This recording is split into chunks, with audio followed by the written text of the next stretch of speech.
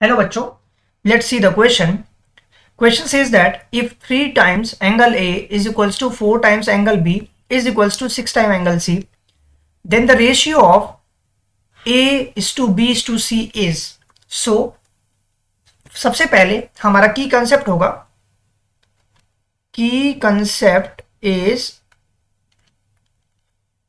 Angle of angle sum property. Angle sum property हम लगाएंगे. Angle sum property of a triangle 180 degree होता है. हम बेसिकली ये प्रॉपर्टी लगाएंगे. सबसे पहले हम क्या करते हैं, हम सबसे पहले यहाँ पे लेट कर लेंगे क्या कि जो 3 टाइम्स एंगल ए हमें दिया है दैट इज ए मान लेते हैं. 3a is equal to 4b दिया है और इज इक्वल टू 6c दिया है. इन सबको मैं k के बराबर मान लेता हूँ. ये मेरा पहला स्टेप होगा. यहां से मैं यहाँ पे बेसिकली लिख क्या सकता हूँ, इंप्लाइज दैट k की वैल्यू क्या हो जाएगी, 3a हो जाएगी. यहां से आप a की वैल्यू लिख सकते हो, इंप्लाइज दैट a की वैल्यू हो जाएगी k/3. a की वैल्यू k/3 हो गई. सिमिलरली अगर मैं b की बात करूं तो 4b की वैल्यू हो गई k के बराबर. देयरफॉर आप लिख सकते हो b की वैल्यू क्या हो गई, k/4.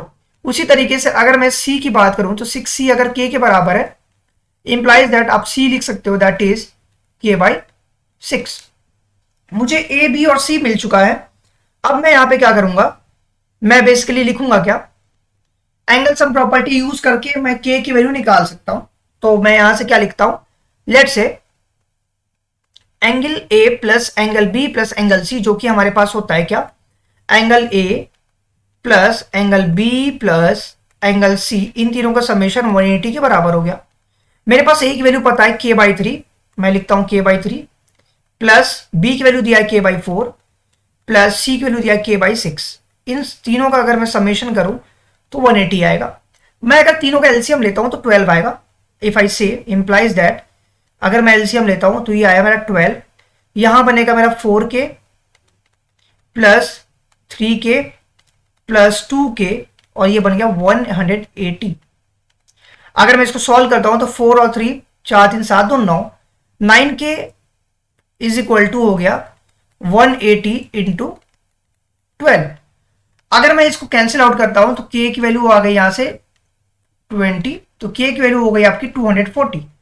अगर k की वैल्यू आपको 240 आ रही है तो आप यहां पे पुट करोगे बेसिकली इस वाले इक्वेशंस में, तो आपको a की वैल्यू मिल जाएगी. अगर मैं यहां पुट करता हूं तो आप देखो यहां पे a की वैल्यू बन जाएगी what, a will become k that is 240. 240 और 3 अगर मैं करता हूं तो 80 बन जाएगा. अगर मैं b की बात करूं यहां पे तो b की वैल्यू अब मेरे को मिल जाएगी क्या, 240/4 दैट इज 60. और मैं c की अगर बात करूं तो 240 6 3 जा 6 4 जा 24 40. तो तीनों एंगल का मुझे वैल्यूज आ गई है 80 60 और 40. तो मैं यहां लिख सकता हूं a ratio b ratio c is equal to 80 ratio 60 ratio 40. अगर मैं इसमें 0 0 0 कैंसिल आउट करता हूं तो मुझे मिलेगा 0 0 0 कैंसिल आउट किया, आप 2 से और काट दो, आप 2 जा 3 जा और 4 जा, तो आपको जो इक्वेशन आएंगी दैट इज आंसर आएगा 4:3 और यहां पे रेशियो 2. आपका ये रिक्वायर्ड आंसर होगा. आप यहां पे लिखोगे इज माय आंसर इज 4:3:2. ये हमारा रिक्वायर्ड आंसर हुआ. I hope this is clear to you all. Thank you very much for watching this video.